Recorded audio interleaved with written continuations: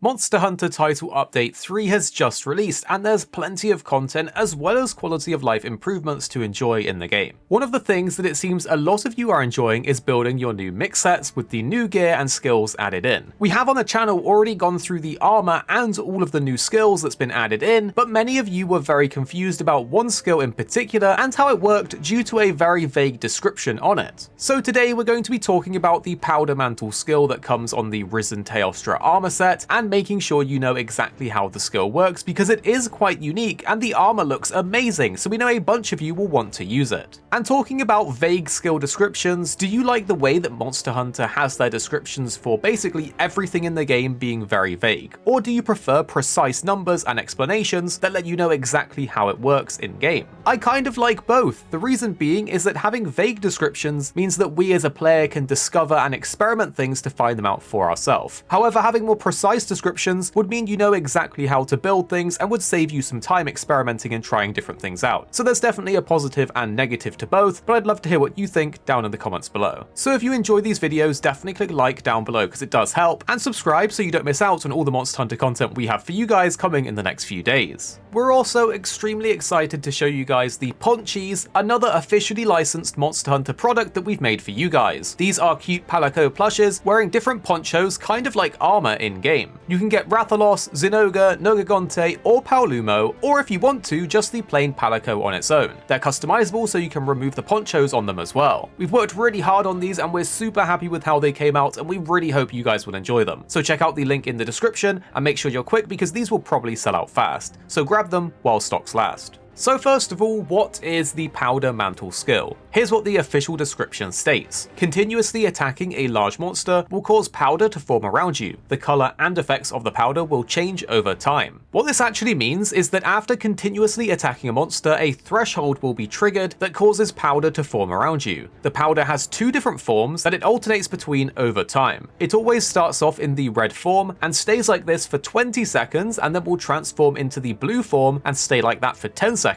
The thing is, if you're hit during the red powder form state, you will receive damage and a small explosion will detonate on you, but you can be cheeky, and if you're standing close enough to the monster when the explosion goes off, it will still damage the monster. If you get into the blue state though, this is the good state that you want to be in for the skill. Your next hit on a monster will cause an explosion which does quite a bit of damage. The damage is equal to around 125% of your attack stat. The explosion itself will only occur once, and then you will need to build it up again to reach the threshold to start the powder all over again. Also, if you don't get hit or hit anything while you have the red powder state, then it will just continue to alternate between both states. So this is the basic stuff for the skill, but what about the more in-depth information? Here's some useful tips to know when using the Powder Mantle. The amount of damage inflicted by the explosion will scale with your own raw attack values, so pump that up as much as you can if you want to see even bigger damage numbers from this skill. The skill itself requires a certain number of hits to activate the powder state, and this is different for each weapon in-game, so some weapons will take longer to activate it. An amazing Monster Hunter community member, Yokai Nox, has made this handy graphic which shows you the required number of hits when using the Powder Mantle skill. Absolutely fantastic graphic, by the way. I love it when the community makes handy infographics like this one. If you are looking to activate this as quickly as possible, then you should take the level 3 version, as that just about halves the amount of hits required to get into the red powder state. Using weapons with quick multi-hitting silkbind attacks is the best way to activate this. For example, the Sakura Slash on the longsword with level 3 gets to the threshold super quickly. The gunner weapons though do take a while to activate to get to the threshold, but we are guessing that this is due to the fact that gunners are usually further away from the monster and therefore more unlikely to get hit while building up to the blue state. So it's kind of like getting a free damage bonus, but it builds up slower than on melee weapons. For more defensive weapons like the gun lance and lance though, then as long as you aren't hit and sent flying backwards, you'll be able to keep the buff, meaning you can still guard and counter your way to getting to the blue powder state to add that extra damage to your next attack. So overall, this is going to be pretty good for weapons that can hit very quickly with silkbind attacks like we said for the longsword, but generally for any type of weapon that you're playing that has counters and blocks, you can very easily stop yourself getting hit in the red state to build up to the blue state to get some extra damage off. Hopefully you guys enjoyed this deeper look into the Powder Mantle skill. Tell us if you plan to use it down in the comments below, and of course do click like and subscribe in the bell so you don't miss out on all the Monster Hunter updates from us here on the channel. And the two videos on screen now we think you'll really like if you did enjoy this one. Of course you don't have to if you don't want to, but if you found this video interesting or helpful, you're probably going to enjoy these ones too. And then tell us what you think after watching in the comments